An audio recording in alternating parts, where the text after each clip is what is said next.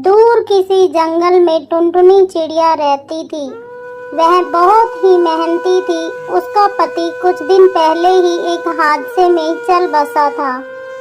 टुनटुनी चिड़िया अपने घोंसले में अकेली रहती थी और साथ में उसका एक अंडा भी था, जिसमें से कुछ ही दिनों में बच्चा बस निकलने ही वाला था। लेकिन कुछ दिनों से टुनटुनी की तबीयत बहुत खराब थी। फिर वो एक दिन उल्लू डॉक्टर के पास जाती है। उल्लू भैया, मेरी सेहत ठीक नहीं है। मुझे हर समय चक्कर ही आते रहते हैं। आप मुझे कोई दवा दे दे जिससे मैं कुछ ठीक हो जाऊं। टुनटुनी बहन, तुम्हारी इस बीमारी की दवा मेरे पास नहीं है और मुझे लगता है शायद इसकी दवाई किसी के पास ना हो। इस बीमारी का कोई इलाज नहीं है। मुझे तो लगता है अब तुम ज्यादा समय तक जिंदा नहीं रह पाओगी। बस तुम अपने घोंसले में जाकर आराम करो। उल्लू भैया, प्लीज आप ऐसा ना कहें। भैया, अगर मैं अकेली होती तो मरने से कभी नहीं डरती। लेकिन मेरा एक अंडा भी है जिससे बच्चा निकलने ही वाला है। आप प्लीज कोई तो दवा दे दे। बस मेरा बच्चा थोड़ा बड़ा हो जाए, फिर मैं मर भी गई तो मेरा बच्चा इस काबिल तो होगा कि वो खुद का ख्याल रख सके। टुनटुनी बहन, मैं तुम्हें कैसे कोई भी दवाई दे दूं? मैं तुम्हें जो भी दवाई दूंगा, तुम्हारी बीमारी कम होने की बजाय बढ़ेगी। और फिर टुनटुनी निराश होकर वहां से चली जाती है और फिर उदास होकर अपने घोंसले में बैठ जाती है। हे भगवान, अब मैं क्या करूं? अगर मैं मर गई तो मेरे अंडे का क्या होगा? मुझे मेरे अंडे को किसी को दे देना चाहिए जो मेरे बच्चे का ख्याल रख सके। लेकिन ऐसा कौन होगा जो मेरे बच्चे का ख्याल रख सके? मैं ऐसा करती हूँ, कालू कौवा के पास जाती हूँ। मैं बहुत बार उसके काम आई हूँ, वो भी मेरी मदद जरूर करेगा। और फिर टुनटुनी कालू के पास चली जाती है। कालू भैया, आप शायद मैं ज्यादा समय तक जिंदा ना रह सकूं। मुझ पर एक एहसान कर दो। टुनटुनी बहन, तुम बीमार हो, कुछ दिनों में ठीक भी हो जाओगी। पक्षी बीमार होते रहते हैं। बताओ क्या काम है मुझसे? कालू भैया, ये मेरा अंडा है। इससे कुछ ही दिनों में बच्चा निकलने ही वाला है।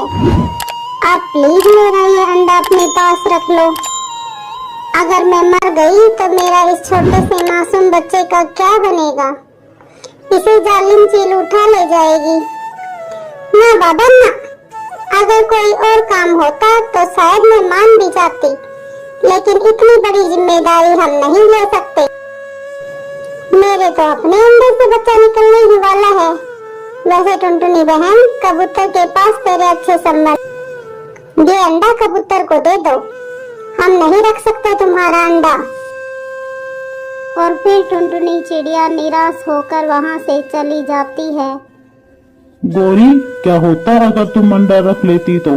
कोई तो अच्छा काम कर लो। कालू जी, मैं अपने अंडे की सुरक्षा कर रही हूँ। ये अच्छा काम ही कर रही हूँ। मुझसे नहीं होती किसी और के अंडे की सुरक्षा। अब तुम उस चिड़िया के चक्कर में मेरा दिमाग खराब मत करो। टुनटुनी चिड़िया सीधी बंटी कबूतर के पास जाती है। बंटी भैया, ये मेरा अंडा तुम अपने घोंसले में रख लो। मेरा कुछ पता नहीं मैं कब मर जाऊं। टुनटुनी, तुम तो जानती हो इस घोंसले में मैं अकेला ही रहता हूँ। मुझे भोजन की खोज में भी जाना होता है। भला मैं कैसे सुरक्षा कर सकता हूँ इस मासूम अंडे की? तुम ऐसा करो, तुम मीनू चिड़िया के पास जाओ, वो तुम्हारी मदद जरूर करेगी। और फिर टुनटुनी मीनू चिड़िया के पास जाती है, लेकिन मीनू भी टुनटुनी का अंडा अपने पास रखने से मना कर देती है। ऐसे में टुनटुनी अपने घोंसले में वापस आ जाती है और फिर रात हो जाती है। कालू जी, अब तुम मेरे लिए अच्छा अच्छा भोजन लाया करो। सारा दिन अंडे पर बैठ बैठ कर बहुत कमजोर हो गई हूँ। गौरी, जिस दिन से तुमने अंडा दिया है उस दिन से मेरे हिस्से का भोजन भी तुम नहीं खा रही हो, फिर भी कमजोर हो गई। मुझे तो टुनटुनी चिड़िया पर बहुत दया आ रही है। गौरी, सारी उम्र टुनटुनी का भोजन चुरा चुरा कर खाया है। अगर मुझे तुम्हारा डर ना होता तो मैं उसका अंडा रख लेता। कालू जी, अगर तुम्हें इतनी ही दया आ रही है तो टुनटुनी के पास ही चले जाओ। और फिर गौरी गुस्सा होकर सो जाती है। लेकिन जैसे ही गौरी सोती है, कालू चुपके से टुनटुनी के घोंसले की तरफ चला जाता है और वो वहां पहुंचकर देखता है टुनटुनी तो मर चुकी थी। कालू कौवा ये देखकर रोने लगता है। टुनटुनी बहन, तुम हमें क्यों छोड़कर चली गई? टुनटुनी, तुम चली गई, लेकिन मैं अब तुम्हारे अंडे की सुरक्षा करूंगा, जरूर करूंगा, और तुम्हारे आने वाले बच्चे का अच्छे से पालन पोषण करूंगा। और फिर कालू कौवा टुनटुनी का अंडा उठाकर वापस अपने घोंसले में चला जाता है। कालू कौवा चुपके से वो अंडा अपने अंडे के पास ही रख देता है और फिर सो जाता है। सुबह हो जाती है। कालू कौवा तो अभी तक सोया हुआ था। कालू, ओए कालू, उठ, ये दूसरा अंडा क्या तुमने दे दिया? जल्दी से उठ कालू, उठो कालू, उठो। और फिर कालू कौवा उठ जाता है।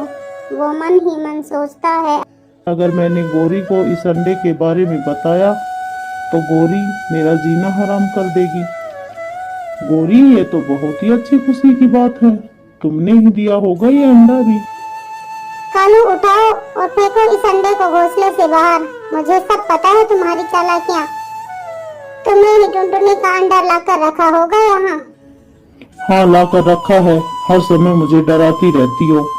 आखिर पति हूँ तुम्हारा, जरा भी इज्जत नहीं करती हो तुम मेरी। गौरी जैसे ही फेंकने के लिए अंडे को उठाती है। कालू, कौन सा अंडा है उस टुनटुनी का? दोनों साथ साथ ही रखे हैं, तुम खुद ही देख लो तुम्हारा अंडा कौन सा है। वो दोनों अंडे एक जैसे ही लग रहे थे। गौरी को पहचानने में नहीं आ रहा था कि कौन सा अंडा चिड़िया का है। फिर कालू कौवा वहां से चला जाता है।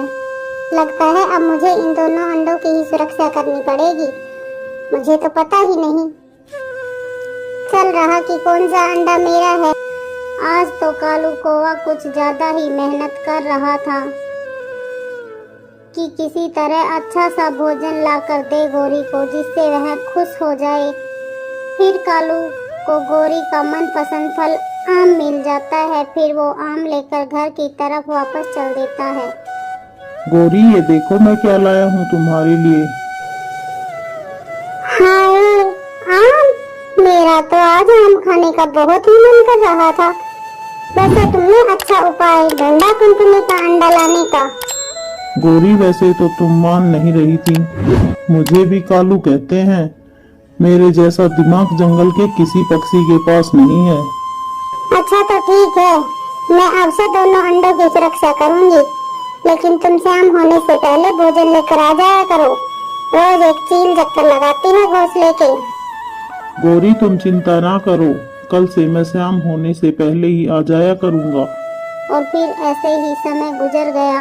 एक दिन अंडे से बच्चा बाहर आ जाता है और वो बच्चा चिड़िया का था। उस बच्चे को गौरी जल्दी से अपने सीने से लगा लेती है।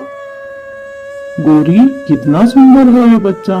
कालू जी, सच पूछो तो मुझे भी बहुत ज्यादा प्यार हो गया है इस बच्चे से। मुझे तो ऐसा लग रहा है कि ये बच्चा मेरे ही अंडे से निकला है। अब तुम जल्दी से भोजन ले आओ। अब मुझे ऐसा लग रहा है कि हमारा दूसरा बच्चा भी निकलने वाला ही है। और फिर कालू कौवा भोजन लेने चला जाता है। कालू को एक पेड़ पर बंटी बैठा दिखाई देता है। कालू भी उसके पास जाकर बैठ जाता है। कालू, टुनटुनी चिड़िया तो मर गई, लेकिन मुझे एक बात का बहुत ज्यादा अफसोस हो रहा है। बंटी, क्या बात है? तुम बहुत निराश लग रहे हो। कालू, टुनटुनी मेरे पास अपना अंडा लेकर आई थी और मैं उसके अंडे को अपने पास रख लूं।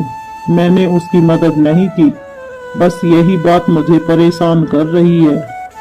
बंटी भाई, जैसे भी किया हो, लेकिन मैंने उसकी मदद की थी और मैंने वो अंडा अपने घोंसले में रख लिया था। क्या सच कालू? हाँ बंटी, और आज उस अंडे में से एक छोटा सा बच्चा निकल आया है। मेरे साथ चलकर देख सकता है। ये सुनकर बंटी बहुत खुश होता है। तो फिर चले कालू, मुझे देखना है उस चिड़िया के बच्चे को।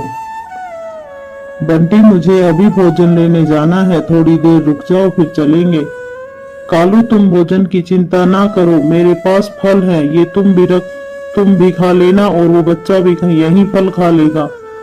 फिर वो दोनों अपने घर की तरफ चले जाते हैं। वो दोनों जैसे ही अपने घोंसले में जाते हैं तो कालू को तो एक और खुशी मिल जाती है, क्योंकि आज उसका अपना बच्चा भी अंडे से बाहर आ गया था।